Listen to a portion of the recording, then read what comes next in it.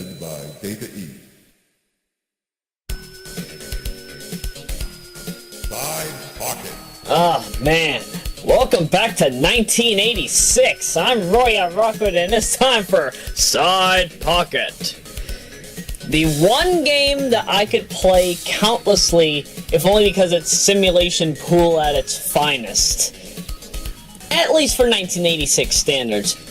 We're playing the 1992 version that was released on the Sega Genesis and Megadrive. Oddly enough, Europe got the fishy end of the stick with this series, because when Side Pocket 2 came out, we unfortunately did not get it over there. We only got it here in the States and in Japan. And then 3 ended up getting Japanese exclusive, which was kind of unfortunate. Very, very unfortunate, but we'll get to those games when we get to them. So, what is the course or the premise of Side Pocket? Well, the original 1986 version was, I guess, just some guy went into a pool hall one day and decided to play a lot of Pocket Billiards, probably also showing off a lot of trick shots, and that was about it. In the 1992 version, you're actually playing around with, you're playing Pocket Billiards, but you're also trying to impress lots and lots of women all around the Vegas Strip, as well as California, New York, Washington State, Massachusetts, I think, and a whole bunch of other areas. And, Sweet Rave Party! I love the Sweet Rave Party in this game. It always makes me feel as if I can make the ball go crazy, if only because there's a lack of friction. I mean, look at that. Look at how fast and slippery the ball is. You can't get any better than that, can it? But those of you that grew up with this game by means of the original 1986 arcade release, as opposed to the home console ports that came out in the late 80s and early 90s, you're dealing with an entirely different beast when it comes to the home console ports. Because the arcade version, it was basically the same thing as you see in this mode, in regular arcade mode. The only difference, though, is that you actually had to play on a time limit. The benefit to that, though, is that you had unlimited continues. In this game, if you run out of shots to do or strokes, then it results in a game over. In order to go to the next level, you have to beat a certain target score. That of which I think was also present in the original Side Pocket from the 86, but I don't think it was as harsh as this game happens to be. Most of the time, though, it's not actually that difficult to really get any kind of target score, just so long as you can keep pocketing balls in succession.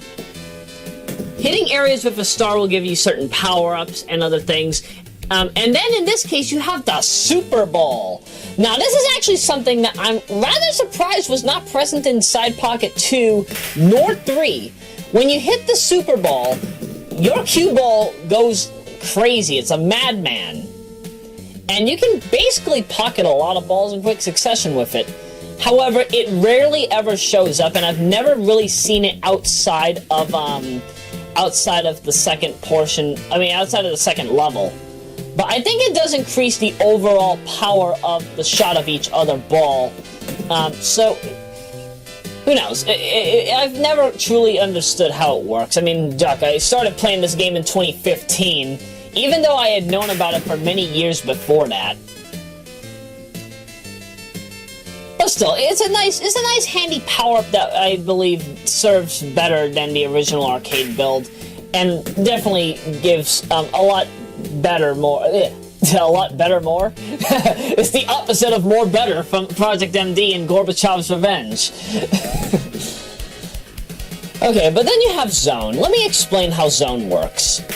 Now, Zone, you can basically get, if you pocket the ball in the area where it says Zone, it's rendered as a trick shot, and I think you get a trick shot challenge afterward. If you decide to put the cue ball in the zone, it breaks your pocketing chain, but in exchange you can get some extra bonus points to be able to fare up to get the target score that you need. Now, as you noticed there, I almost pocketed every single ball, If I pocketed every ball, I would have gotten an automatic 5,000 points, and that would have given me the target score right off the bat. But no worries. No worries, I know what I'm doing. Same rule also applies if you pocket all the balls in consecutive numerical order, which is not easy. And here's one of Minnesota Fat's most notable shots. Oh man, I love that. Yeah, whenever you successfully do a trick shot in this game, you get a lot of extra shots just in case if you end up missing. I'll be truthful, if you are doing this live, trust me, you're gonna get a lot of game overs unless you're really good at pocketing balls in pool. Let's just be glad this doesn't have call your shot difficulty. Duck call your shot. Seriously, you know, I'm somebody that has grown up with Pocket Billiards kind of on a novice to intermediate level, but given the fact that, you know, I've played novice games, I've played regulation games, I've played games on house rules, but I never play call your shot. And the reason why is simply because, sure, I get it. Call your shot shows how skillful of a player you happen to be. What I don't like about it is that you could duck up somewhere. And of course, in tournament rules, you know, if you scratch the ball like 3 times or whatever, you're gonna end up getting an automatic game over and your opponent wins. Again, though that kind of rule set for a game is not for the weak. It's not for the weak one single bit. So trust me, it's not something that I would want to have to handle, but it's unfortunately something that some people have had to handle in their time, and that was a nice shot. That was a nice shot. You never see that. You never often see that. I mean, a duck, I'm just getting shots all over the ducking place. My goodness. I'm gonna pocket the... Oh! That was a good trick shot. Oh, man. That's how you play the game. Always. And because I pocketed all 6 balls in a row, I got 5,000 points. I'll take it. Oh, and I didn't even know that I got the number sequence almost perfectly. That's good. Good. I think this is the last of the 16 trick shots in the... No, it's either the 2nd or the 16th. That one is actually not as easy as it looks if you were doing that in real time. And it's only because of all the ducking glass. Duck the glass. Seriously. I mean, look. How do they expect you to go all around and do this in one shot? Well, here's how you do it. You need some drawback. You need proper angling. Then you gotta curve the ball. Just gotta curve the ball so that it hits blue in a good way in which it doesn't break the wine glasses. That is some weird ball physics. And bear in mind, this is on a flat table. This is on a completely flat table. That shocks me. I'm surprised that somebody could even do that. Oh, so it looks like we're going to New York. New York's a lovely place. You know, during Minnesota Fat's career, you know, I think at one point he used to be known as New York Fats. Now, I'll get into Minnesota Fats when we get into Side Pocket 2, because, of course, as you folks know, I recorded both the Genesis and the Saturn versions of the game. I'm actually still in the middle of re-recording the Saturn version because Duck BizHawk is debatably one of the worst emulators for Saturn emulation right now, if you're doing TASes anyway. Because even though you can do input files, you know, in the case of me, whenever I want to record a long play, I have to do the long play in a segmented form, aka I'm going to have to record every single tournament and every single bonus mode and game as its own file, rather than do the whole thing in, like, what, 5 hours, 5 minutes, and 17 seconds as the original BK2 file had said. That was just insane for me, but I'll get to that when the time comes. But, you know, I believe that having played this game up to now, I personally feel that this has made me a much more skillful player in Pocket Billiards over the past year and change. And this comes from a guy that has been playing Pocket Billiards since, I want to say 1999 or 2000. 1999, really. I was first introduced to my first Pocket Billiards table in Pennsylvania. It's like this very small place in Pennsylvania. It's a very small town, about 4,000 people. So, of course, it's basically like Cheers. Everybody knows your name. But back then, you know, because I was not large enough, or at least not big enough to really play the game on a main table with the stick, I had to do it the old-fashioned way, using your hand. Yes, hand pool. Yes, you know what? If I ever have my own pool hall, that's gonna be a game. That's gonna be a tournament game. Hand pool. Yeah, you just shoot the cue ball wherever you want. Well, at least from the direction that you're playing in. Oh, that would be awesome. That'd be awesome. I wonder how many people would actually want to play a hand pool league. If I can get enough people, I'll definitely record a video of that sometime. That would definitely be very, very lovely. Now, you might notice I'm actually kind of taking a bit of time to figure out exactly how to get that properly. Some of the trick shots on here I actually had to look up because, I'll be truthful, these trick shots are not ducking easy to do. Not by any means.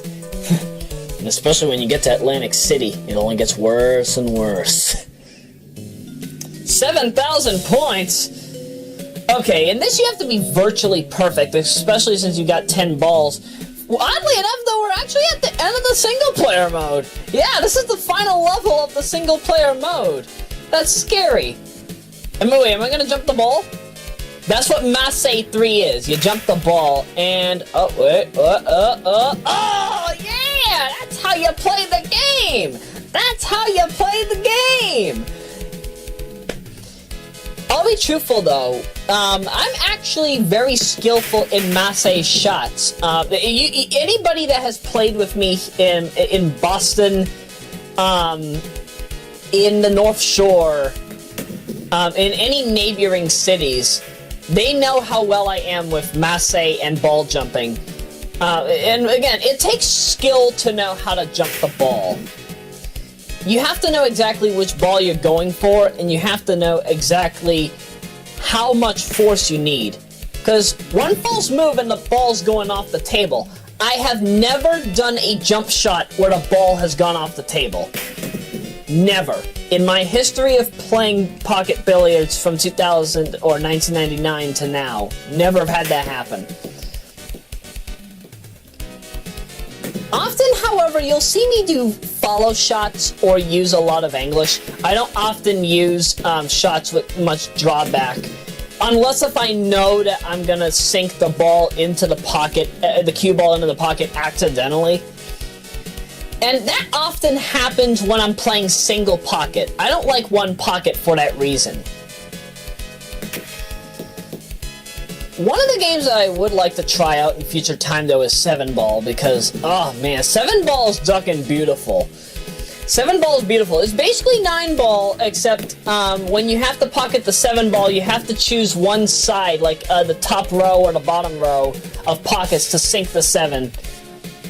But I don't know anybody that really plays it. Nobody has fun with, nobody wants to have fun with me playing that game? Seriously?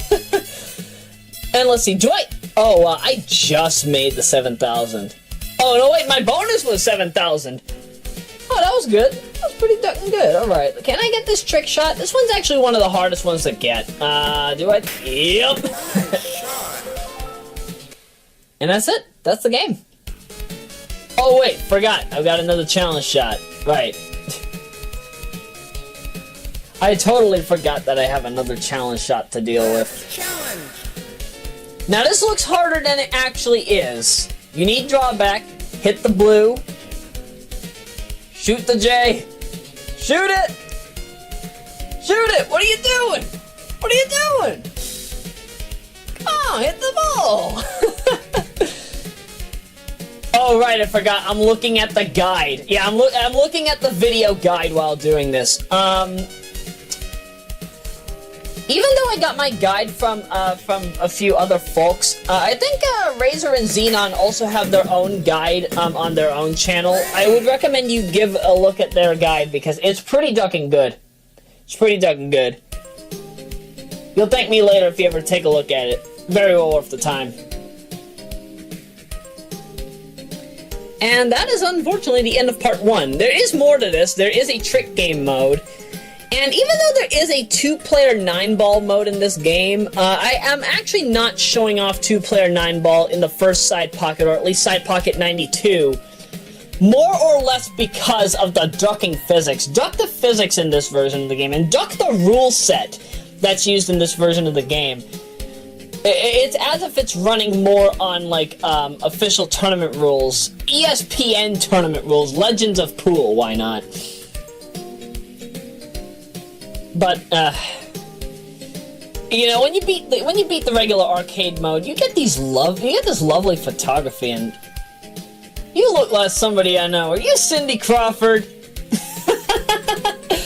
But yeah, this entire photo set that you see here in the credits, it reminds me of everything that just makes Vaporwave in modern day look so good and feel so cool. Yeah, I love these palettes, you know, I love these shades of purple and pink and turquoise and blue and green and yellow. It's all lovely, especially because of the fact that Pocket Billiards has been on the rise again. It's been on the rise, you know, with new games such as Six Red Snooker and... Six Red Snooker! You know, I'll be truthful. I had known about snooker for a good amount of years, but it was not a game I ever really got into. But, you know, after having watched a few games involving China versus England, I've got to hand it to them. They know their fish. They know their fish, and I hope they could bring this kind of game over to the States. There's just a lot of other pool games that we could talk about, but unfortunately, you know, I'm kind of cut short for time here. But we'll see you in part 2 when we get to listen to some Mega Man X music for the trick game mode. Oh, you'll love it. Trust me. It's beautiful.